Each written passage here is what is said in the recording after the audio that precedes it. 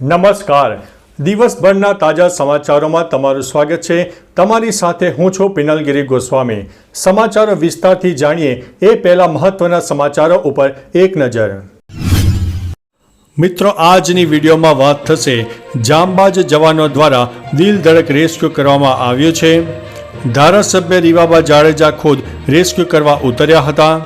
રાજકોટની SBI બેંકના locker રૂમમાંથી પાણી ભરાઈ ગયા છે. 13 માછીમારોનું કોસ્ટગાર્ડ દ્વારા રેસ્ક્યુ કરવામાં આવ્યું છે. વિડીયો જોઈ શકાય છે કે યમરાજ ભૂત પિશાચ રસ્તા પર ઉતર્યા. ગુજરાતના 102 ડેમ ફૂલ થયા છે. 118 હાઈ એલર્ટ ઉપર છે. મંત્રીઓએ ડમ્પર પર બેસીને નિરીક્ષણ કર્યું.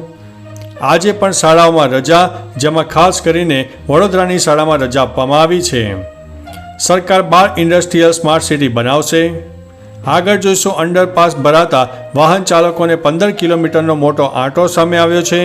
ત્યારે વાત થશે સબસ્ટેશન ડૂબ્યું છે, 24 કલાકથી અંધારપટ. કંડલા પોર્ટનો ભયાનક નજારો સામે આવ્યો છે. લીલા શાકભાજીના ભાવમાં અતત વધારો થયો છે. વડોદરાથી સ્ટેચ્યુ ઓફ યુનિટીને જોડતો રોડ પણ તૂટી ગયો છે. ગોમતી ઘાટ ડૂબ્યો છે. દ્વારકામાં નદીમાં પાણી રસ્તા ઉપર આવી ગયા છે. વડોદરામાં દૂધ અને શાકભાજી લેવા લાંબી લાઈનો, ભાવ આસમાને જોવા મળ્યા છે. વડોદરાનો એક મોટો વિડીયો પણ સામે આવ્યો છે, જેમાં અનેક વિસ્તારો પાણીમાં ગરકાવ થયા છે. ત્યારે બીજી તરફ વરસાદનો વિનાશ સામે આવ્યો છે. 83 લોકોનો જીવ પણ માંડ બચ્યો છે. હવે મિત્રો, સમાચારો વિસ્તારથી.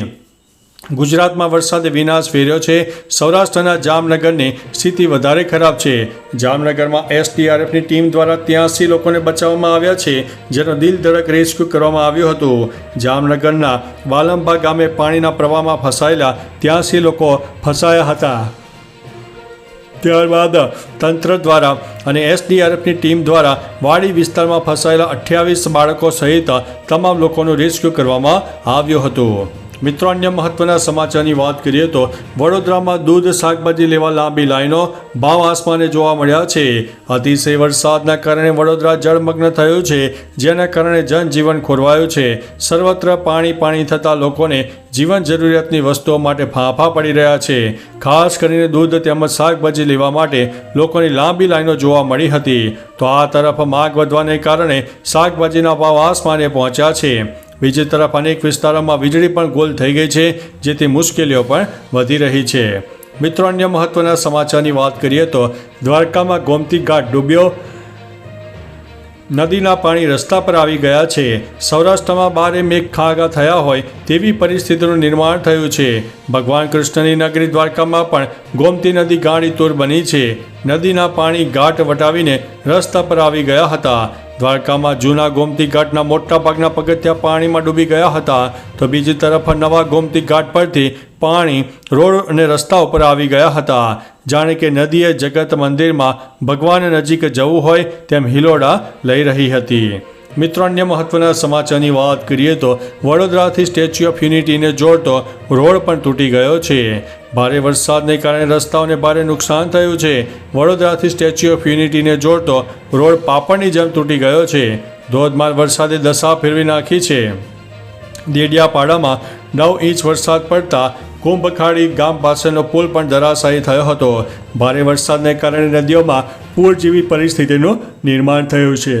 મિત્રો, અન્ય મહત્વના સમાચારની વાત કરીએ તો લીલા શાકભાજીના ભાવમાં અતત વધારો જોવા મળ્યો છે. રાજ્યમાં ભારે વરસાદ પડતા જનજીવન ખોટવાયું છે. વરસાદ પડતા લીલા શાકભાજીની આવક ઓછી થઈ છે, તેથી ભાવમાં વધારો થયો છે.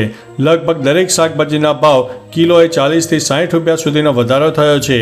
મરચાં 20 રૂપિયા કિલો હતા, તે 80 રૂપિયા કિલો મળી રહ્યા છે. પાલક 50 રૂપિયા કિલોની 240 રૂપિયા અને ફુદીનો 60 રૂપિયા કિલોના 160 રૂપિયા કિલો મળી રહ્યો છે. મિત્રો, અન્ય મહત્વના સમાચારની વાત કરીએ તો કંડલા પોર્ટનો ભયાનક નજારો સામે આવ્યો છે. ભારે વરસાદને કારણે રાજ્યમાં મોટાભાગની નદીઓ બંને કાંઠે વહી રહી છે. ભારે કરંટથી દરિયો પણ ગાઢોતુર બન્યો છે. પ્રચંડ મોજા ઉછળ્યા છે તેવા દ્રશ્યો કંડલા પોર્ટ ઉપર જોવા મળ્યા છે. કંડલા પોર્ટના ભયાનક નજારાનો વિડીયો પણ વાયરલ થઈ રહ્યો છે. રાજ્યમાં ધોધમાર વરસાદને કારણે અનેક વિસ્તારોમાં જળબંબાકારની પરિસ્થિતિ છે. હવામાન વિભાગ દ્વારા સૌરાષ્ટ્ર અને કચ્છ અને ઉત્તર ગુજરાતમાં પણ અનેક વિસ્તારમાં હજુ પણ જોરદાર વરસાદ થઈ શકે છે. મિત્રો, અન્ય મહત્વના સમાચારની વાત કરીએ તો સબ સ્ટેશન ડૂબ્યો, 24 કલાકથી અંધારપટ. ભારે વરસાદને કારણે ચારે તરફ તારાજી સર્જાઈ છે. આવા દ્રશ્યો ભરૂચ જિલ્લામાંથી પણ સામે આવ્યા છે. ભરૂચના ઓછણ ગામે આવેલું 66 kV સબસ્ટેશન સ્વિમિંગ પુલમાં ફેરવાયું છે. ભારે વરસાદને કારણે સબસ્ટેશન ડૂબી ગયું છે. પરિણામે 24 કલાકથી વીજ પુરવઠો ખોરવાયો છે. આમોદ તાલુકાના અનેક ગામમાં અહીંથી લાઇટનો સપ્લાય થાય છે. આ તમામ ગામડાઓ અત્યારે અંધકારમાં છે.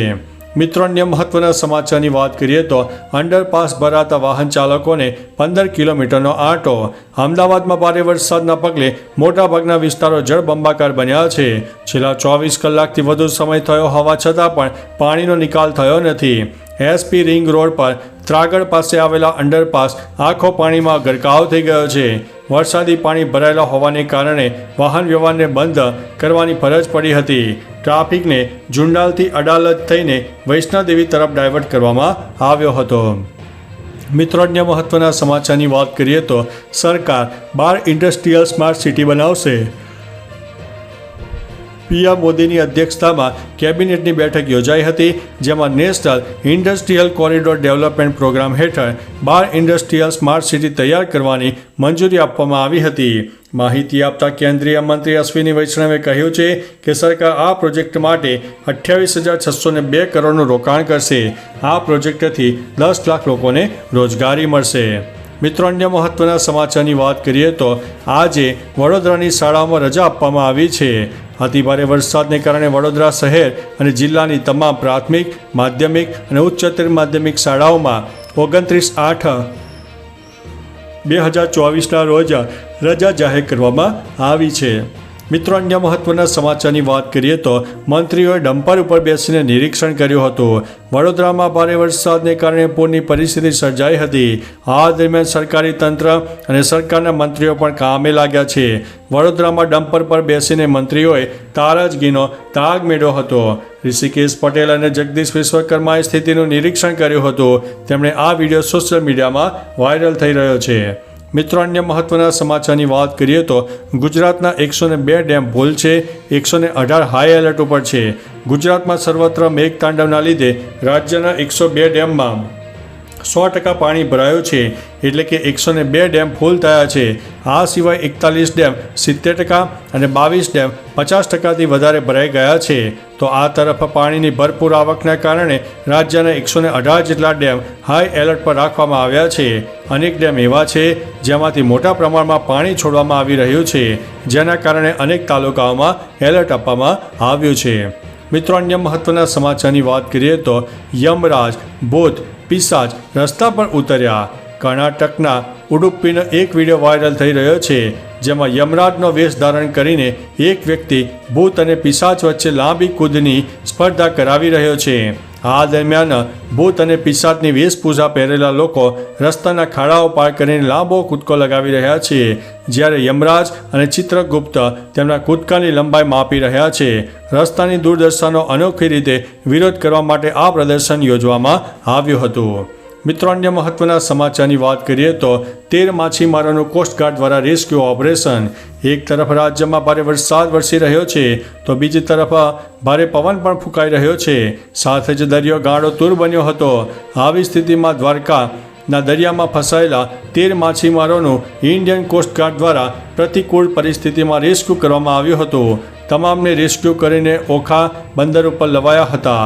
પદ્માવતી નામની આ બોટ ઓખાથી 13 કિલોમીટર અંદર દરિયામાં ફસાઈ ગઈ હતી. ત્યારબાદ માછીમારોએ કોસ્ટગાર્ડનો સંપર્ક કર્યો હતો. મિત્રો, અન્ય મહત્વના સમાચારની વાત કરીએ તો રાજકોટની SBI બેંકના લોકર રૂમમાં પાણી ભરાઈ ગયા હતા. રાજકોટમાં 3 દિવસમાં 24 ઇંચ વરસાદ ખાબકી ગયો છે. 4 જ કલાકમાં જળબંબાકારની પરિસ્થિતિ સર્જાઈ હતી.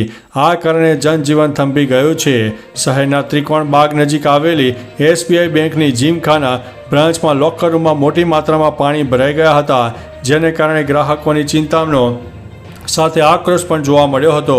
મેનેજરે જણાવ્યું કે જુદી જુદી 3 મોટર મૂકીને પાણી કાઢવા માટેની કામગીરી કરવામાં આવી રહી છે.